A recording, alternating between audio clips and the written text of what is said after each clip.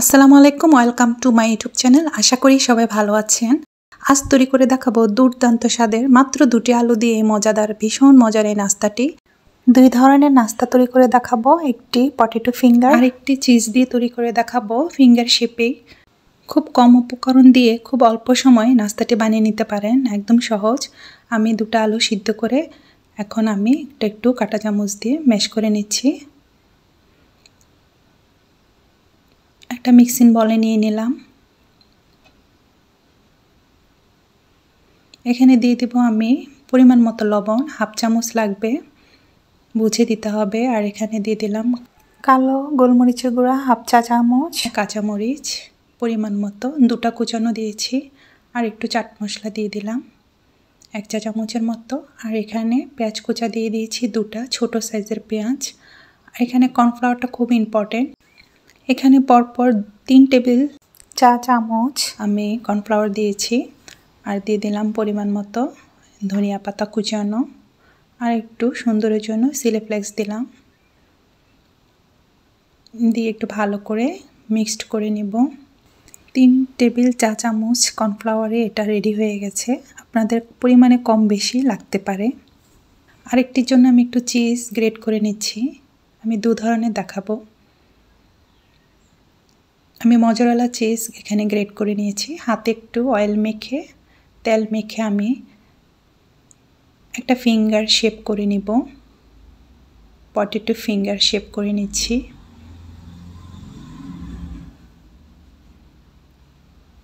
খুব অল্প উপকরণ লাগে, বানাতে খুব কম সময় লাগে। বাচ্চারা বায়না ধরলে সহজে বানিয়ে দিতে পারেন।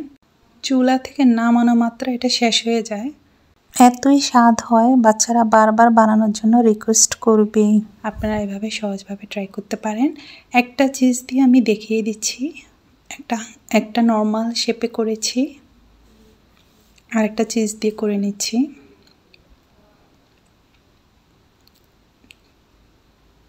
দুটোটাই কিন্তু খেতে দুর্দান্ত স্বাদ, 2 রকমেরই। চিজ দিয়ে করে দেখবেন, দারুণ স্বাদ হয় খেতে। তো আমি এভাবে ফোল্ড করে দিচ্ছি, দিয়ে হাত দিয়ে একটু ঘুরিয়ে করে নিব।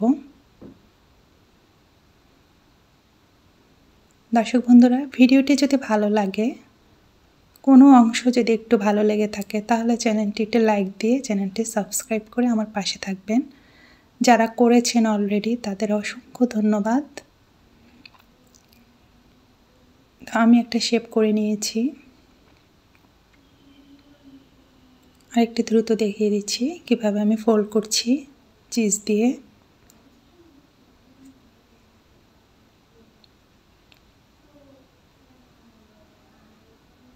তো আমার এখানে এই নাস্তাগুলো রেডি হয়ে গেছে।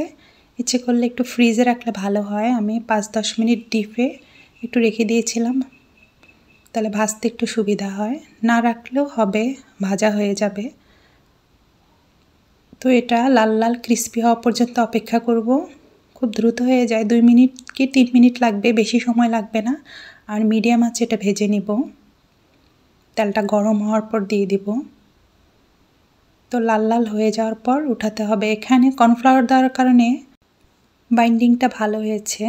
তো বাইন্ডিংয়ের জন্য এখানে কর্নফ্লাওয়ার ইউজ করেছি। এখানে ময়দা বা ডিমের গোলায়, ব্রেডক্রাম বা বিস্কুটের গোলায় আর দিতে হয় নাই। যদি আমরা দিয়ে থাকি তাহলে কিন্তু অনেক ক্রিস্পি থাকবে, অনেকক্ষণ পর্যন্ত থাকবে। এভাবে করে আমরা সাথে সাথে খেয়ে নিব, কারণ এটা হওয়া মাত্রই বাচ্চারা খেয়ে ফেলে। বড়রাও খেতে খুব ভালো লাগে, বড়দেরও ভালো লাগে। তো ক্রিস্পি থাকে, খেতে খুব ভালো লাগে।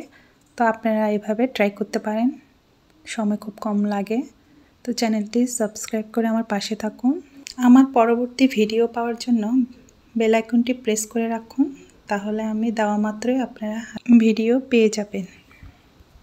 তো আমি লাল লাল করে ভেজে নিয়েছি, অনেকটা ক্রিস্পি হয়েছে এভাবে।